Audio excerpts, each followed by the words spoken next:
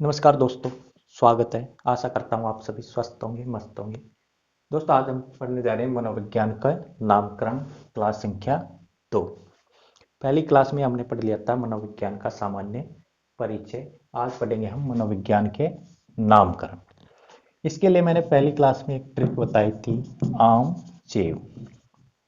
आम चेव मनोविज्ञान के नामकरण की ये क्या है, एक ट्रिक है, आम चेव। आज से बताया था मैंने आत्मा का विज्ञान। आत्मा का विज्ञान मैं से बताया था आपको मन या मस्तिष्क का विज्ञान। मन या मस्तिष्क का विज्ञान। से हो गया आपका चेतना का विज्ञान। चेतना का विज्ञान।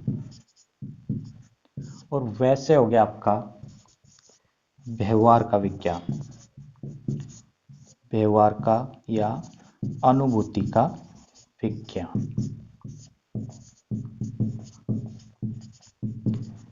दोस्तों, यह नाम वर्तमान में भी प्रचलित है। इसी नाम से मनोविज्ञान को भी पहचाना जा रहा है। किस नाम से? व्यवहार के विज्ञान के नाम से वर्तमान में भी इसको मनोविज्ञान को जाना जाता है। तो सबसे पहले पढ़ेंगे हम आत्मा का विज्ञान।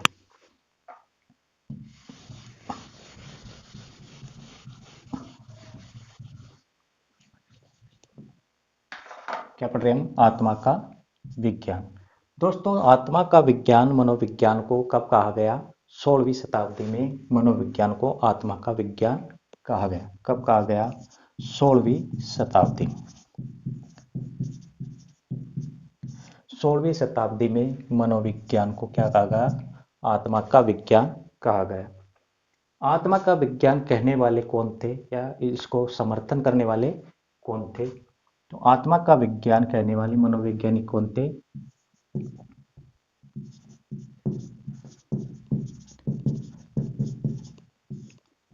समर्थक मनोवैज्ञानिक।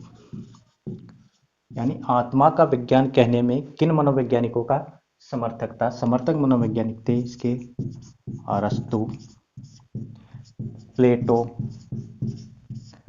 डेकार्टे। आत्मा का विज्ञान कहने में किन मनोवैज्ञानिकों का समर्थक था? अरस्तु, प्लेटो, डेकार्टे। कब? 16वीं शताब्दी में मनोविज्ञान को आत्मा का विज्ञान कहा गया। इसको ट्रिक के माध्यम से भी याद कर सकते हैं आप 2-16 आत्मा का ज्ञान। आप 2-16 आत्मा का ज्ञान। आज से हो गया आपका अरस्तु। आज से हो गया आपका अरस्तु। पैसे हो जाएगा आपका प्लेटो। और 2 से हो जाएगा डेकार्टे। ये क्या हो गए आपके समर्थक। ऐसे अरस्तु, पैसे प्लेटो और 2 से डेकार्टे, ये क्या है आपके समर्थक। 16 से हो जाएगा आपका 16वीं शताब्दी में। कब कहा गया? 16वीं शताब्दी में मनोविज्ञान को आत्मा का विज्ञान कहा गया। और समर्थक कौन थे? आज से अरस्तु, पैसे प्लेटो और 2 से डेकार्टे। आत्मा से हो जाएगा आपका आत्मा का विज्ञान। आत्मा का विज्ञान। ठीक है। तो आत्मा का विज्ञान कब कहा गया मनोविज्ञान को? 16वीं शताब्दी में।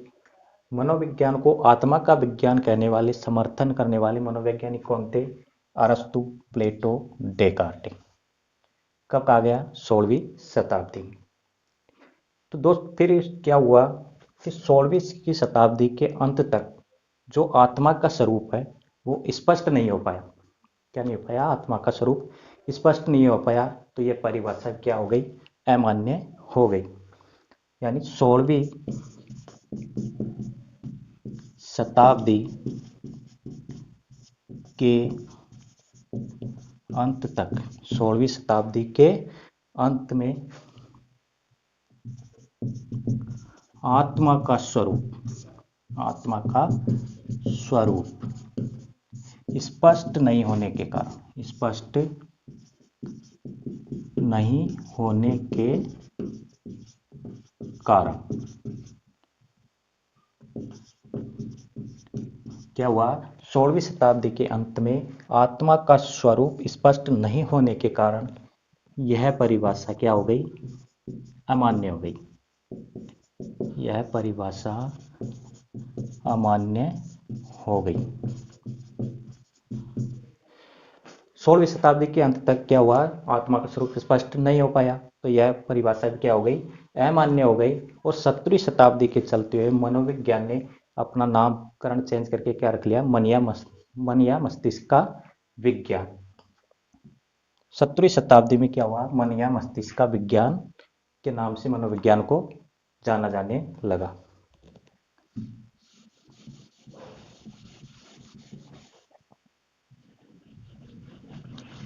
तो 2 नंबर पे आता है हमारा मन या मस्तिष्क का विज्ञान। आत्मा का विज्ञान कब कहा गया, 16वीं शताब्दी में। समर्थक कौन थे, अरस्तु, प्लेटो, डेकार्टे।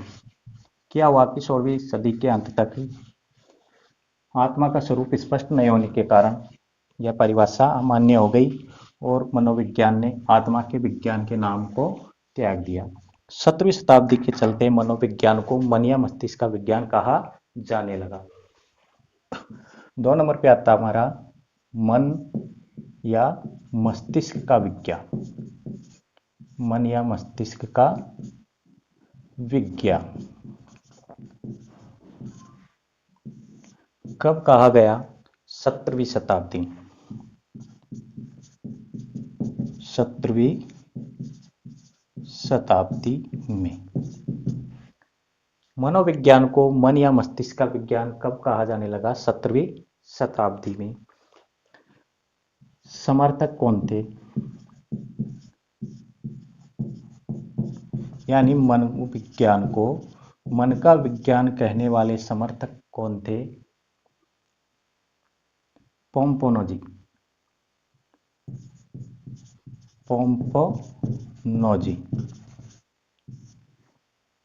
दोस्तों ये मनोवैज्ञानिक नहीं थे, ये मनोवैज्ञानिक नहीं थे, ये क्या थे, इटली के दार्शनिक थे। इटली के एक दार्शनिक थे।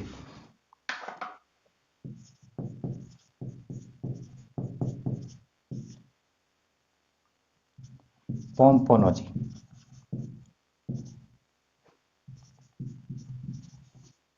पोम्पोनोजी क्या थे, ये मनोवैज्ञानिक न होकर एक इटली के दार्शनिक थे, ये ध्यान रखना।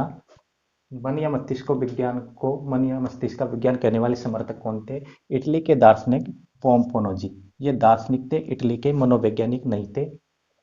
और इनके समर्थक थे, समर्थक या सहायक कौन थे, थॉमस रीड। थॉमस रीड कौन थे, थॉमस रीड। मन या मस्तिष्क का विज्ञान 17वीं शताब्दी में कहा गया। समर्थक कौन थे, इटली के दार्शनिक पोम्पोनोजी। ये एक दार्शनिक थे, न कि एक मनोवैज्ञानिक। और इनके समर्थक या सहायक कौन थे, थॉमस रीड। समर्थक या सहायक कौन थे, थॉमस रीड। इसको याद करने के लिए आप याद रख सकते हैं, मामा 17 बार पापी था। मामा 17 बार पापी था, ये याद रखने के लिए है आपको, मामा 17 बार पापी था। एक मास से हो जाएगा आपका मन का विज्ञान, दूसरे से हो जाएगा आपका मन या मस्तिष्क का विज्ञान। ठीक है, मां से हो गया मन या मस्तिष्क का विज्ञान। 17 से हो जाएगा आपका 17वीं शताब्दी। पापी से हो जाएगा आपका पोम्पोनोजी। पोम्पोनोजी। और था से हो गया आपका थॉमस रीड। थॉमस रीड ये कौन थे, पोम्पोनोजी के सहायक या समर्थक थे। यानी मन या मस्तिष्क को 17वीं शताब्दी में मनोविज्ञान को 17वीं शताब्दी में मन या मस्तिष्क का विज्ञान कहा गया। इसके समर्थक कौन थे? इटली के दार्शनिक पोम्पोनोजी ने, जो कि एक मनोवैज्ञानिक नहीं होकर क्या थे, एक इटली के दार्शनिक थे। और पोम्पोनोजी के सहायक के रूप में थे थॉमस रीड। याद कर सकते हैं आप ट्रिक के द्वारा। मामा 17 बार पिता। माँ से हो गया आपका मन या मस्तिष्क का विज्ञान। सोत्रा से हो गया आपका 17वीं शताब्दी में। पापी से हो गया आपका पोम्पोनोजी और था से थॉमस रीड।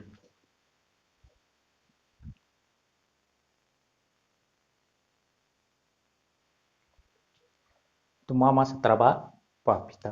अब क्या हुआ, मन या मस्तिष्क के द्वारा जो कार्य किए जाते थे उनमें क्या हुआ, निश्चितता नहीं पाई गई। यानी मन या मस्तिष्क के द्वारा किए जाने वाले कार्यों में, मन या मस्तिष्क के द्वारा किए जाने वाले कार्यों में निश्चितता नहीं होने के कारण क्या हुआ, 18वीं शताब्दी के अंत में यह परिभाषा भी अमान्य हो गई। मन या मस्तिष्क के द्वारा किए जाने वाले कार्यों में निश्चितता नहीं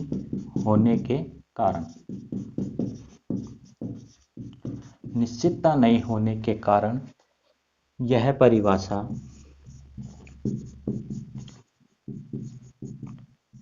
परिभाषा भी अमान्य हो गई।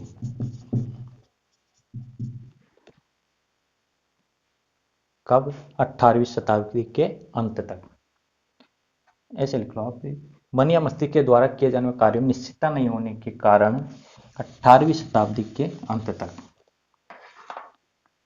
नहीं होने के कारण 18वीं शताब्दी के अंत में, 18वीं शताब्दी के अंत में यह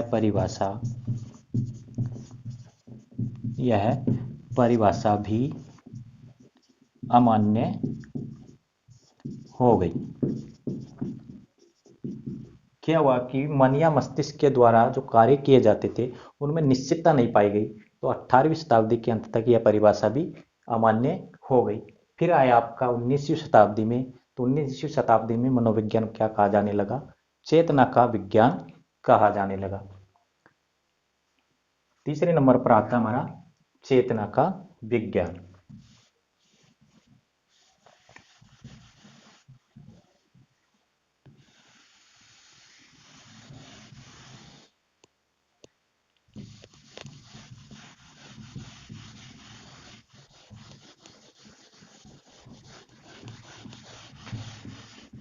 तीसरे नंबर पे आता है हमारा चेतना का विज्ञान। मन या मस्तिष्क का विज्ञान 17वीं शताब्दी। समर्थक इटली के दार्शनिक पोम्पोनोजी थे, उनके सहायक कौन थे, थॉमस रीड। तीसरे नंबर पर चेतना का विज्ञान, चेतना का विज्ञान 19वीं शताब्दी में। मनोविज्ञान को चेतना का विज्ञान कब कहा गया, 19वीं शताब्दी में। चेतना का अर्थ होता है, चेतना यानी मनुष्य की जागृत अवस्था, मनुष्य की जागृत अवस्था को क्या कहा जाता है, चेतना। चेतना अर्थात मनुष्य की जागृत अवस्था, मनुष्य की जागृत अवस्था। 19वीं शताब्दी में मनोविज्ञान को चेतना के विज्ञान के रूप में परिभाषित किया गया। इसके समर्थक थे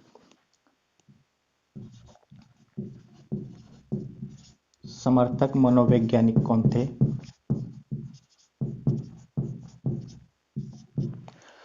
विलियम वुंट,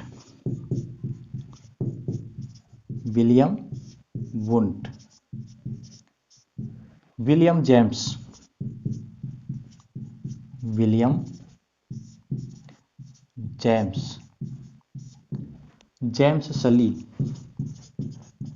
जेम्स सली और कौन था,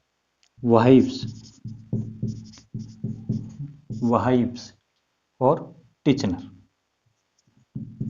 और टिचनर। ये कौन थे?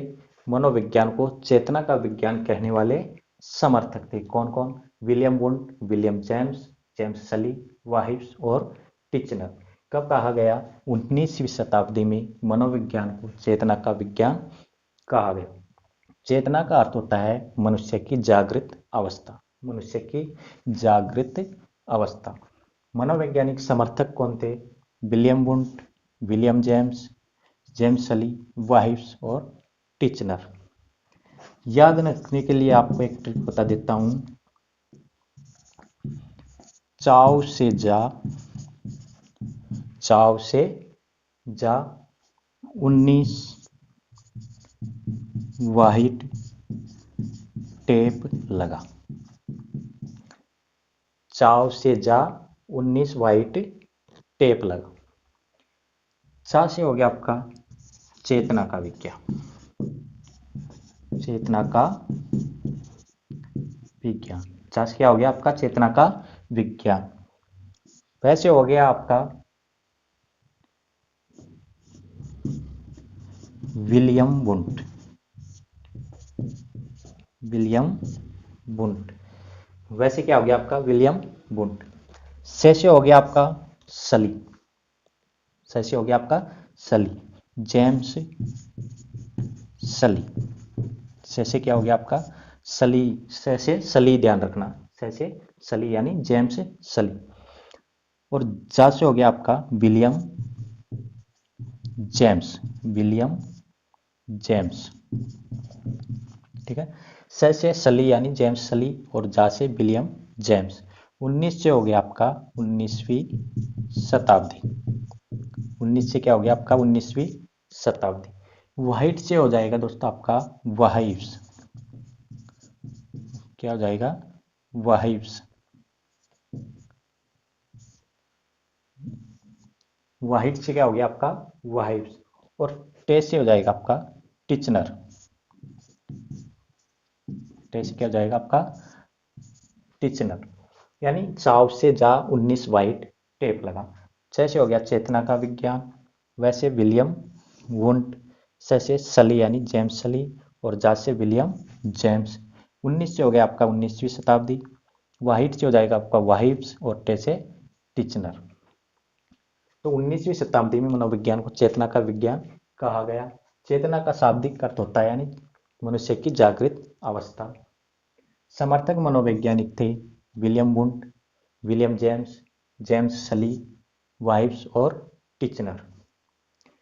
दोस्तों 1890 में क्या हुआ? सिगमंड फ्राइड ने चेतना के 3 वेद बताए। सिगमंड फ्राइड ने 1800, इसको मिटा देता हूं।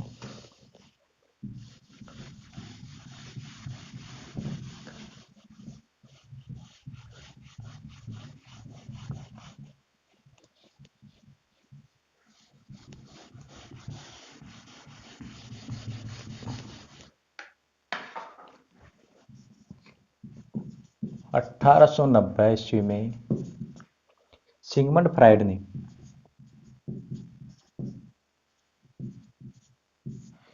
1890 में सिगमंड फ्राइड ने